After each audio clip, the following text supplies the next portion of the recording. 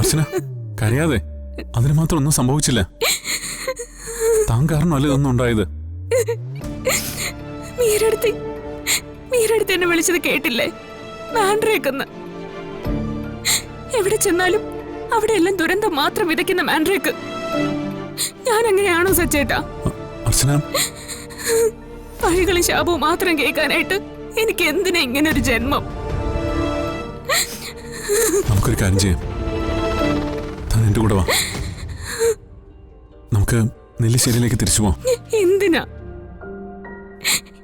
ഈ കുഞ്ഞിന്റെ പേരിൽ നെല്ലിശ്ശേരിയിൽ ഞാൻ ഇത് തന്നെയല്ല അനുഭവിച്ചത്.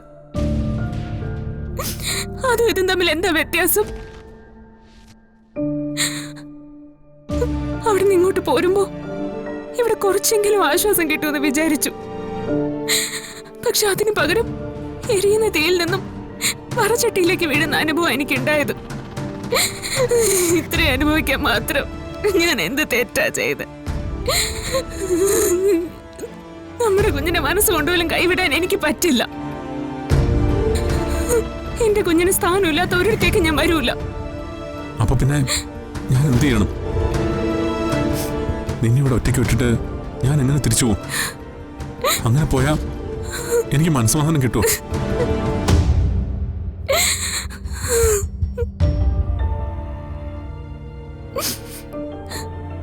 എന്റെ കാര്യം ഓർത്ത് സച്ചേട്ടൻ വിഷമിക്കണ്ട. ആരൊക്കെ എന്തൊക്കെ പറഞ്ഞാലും ഇതെന്റെ വീടാ. എന്റെ അച്ഛനും അമ്മയും ആങ്ങളെയല്ല എനിക്കിപ്പോ ഇവിടെ ഉള്ളത്.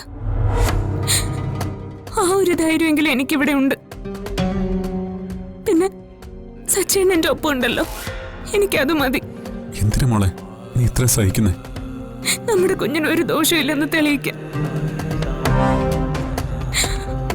അതിനുവേണ്ടി ഞാൻ എന്തും സഹിക്കും.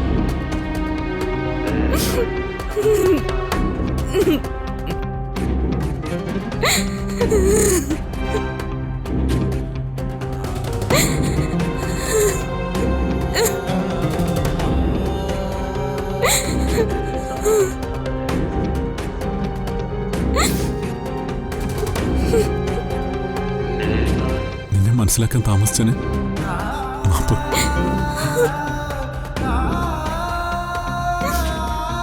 നിന്നെപ്പോലെ ഈ ലോകത്ത് നീ മാത്രമേ ഉള്ളൂ. നിന്റെ കൂടെ ഞാനുണ്ട്.